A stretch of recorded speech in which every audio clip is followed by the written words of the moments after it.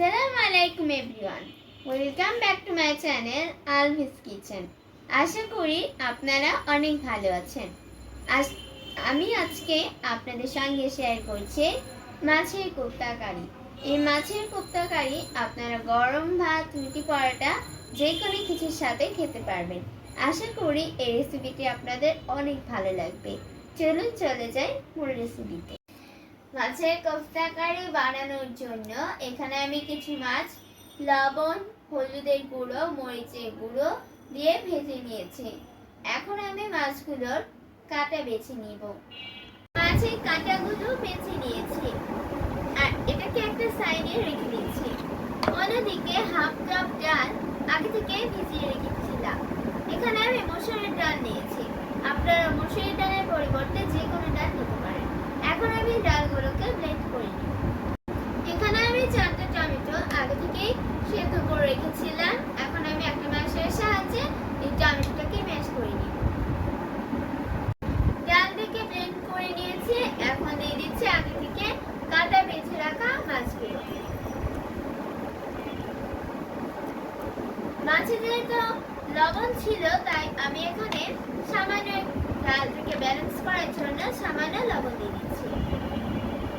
দিচ্ছি হাফ চামচ জিরা গুঁড়ো, হাফ চামচ ধনিয়া গুঁড়ো, হাফ চামচ হলুদের গুঁড়ো, দিচ্ছি হাফ চামচ মরিচের গুঁড়ো।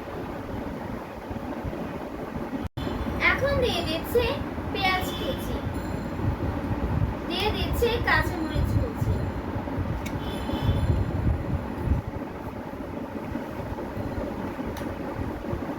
সবকিছু ভালো করে মেখে কোপ্তা বানিয়ে তেলে ভেজে নিব।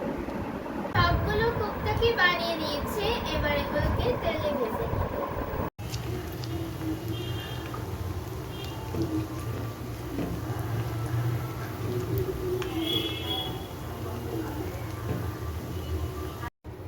এগুলোকে গোল্ডেন ব্রাউন কালার করে ভেজে নিব। কোপ্তা ভেজে নিয়েছি, এখন চলে যাচ্ছি কারি তৈরিতে। এগুলোকে আপনারা চাইলে এয়ারটাইট কন্টেইনারে ভরে ফ্রিজে সংরক্ষণ করতে পারেন। তেল গরম করে নিয়েছি, এখন দিয়ে দিচ্ছি পেঁয়াজ কুচি,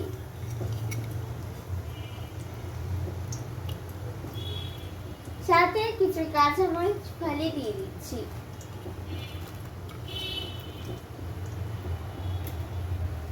এখন এগুলোকে কিছুক্ষণ ভেজে নিব।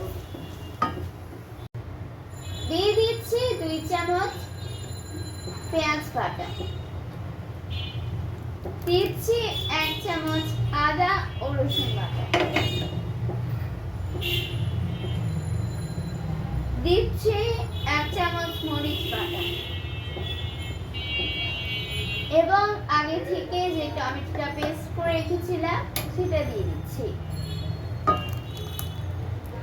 এখন মশলা থেকে কাঁচা ভাবটা চলে যাওয়া পর্যন্ত কষিয়ে নিব। হাফ চামচ ধনিয়ার গুঁড়ো, দিচ্ছি হাফ চামচ জিরার গুঁড়ো, এবারে দিচ্ছি হাফ চামচ হলুদের গুঁড়ো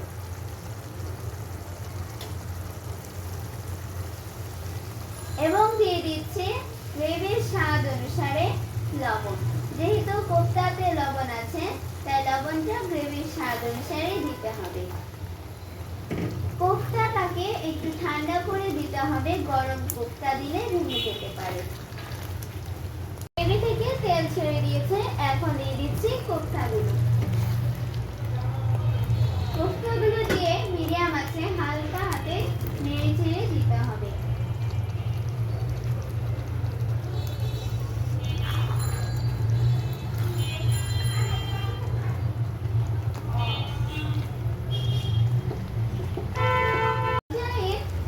বেশি নাড়াচাড়া করা যাবে না, তাহলে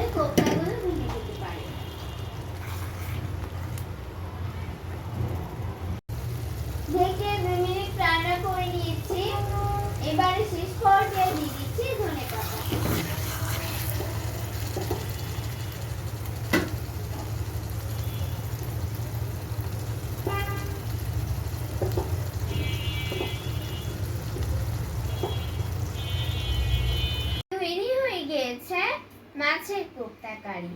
আশা করি এই মাছের কোপ্তা কারির রেসিপিটি আপনাদের অনেক ভালো লেগেছে। যাদের ভালো লেগেছে তারা অবশ্যই লাইক, কমেন্টস ও শেয়ার করতে ভুলবেন না। সেই সাথে আমার চ্যানেলটি সাবস্ক্রাইব করার অনুরোধ জানিয়ে আজকে এখানে বিদায় নিচ্ছি। আবার দেখা হবে অন্য কোনো ভিডিও নিয়ে। সেই পর্যন্ত সবাই ভালো থাকবেন। আল্লাহ হাফেজ।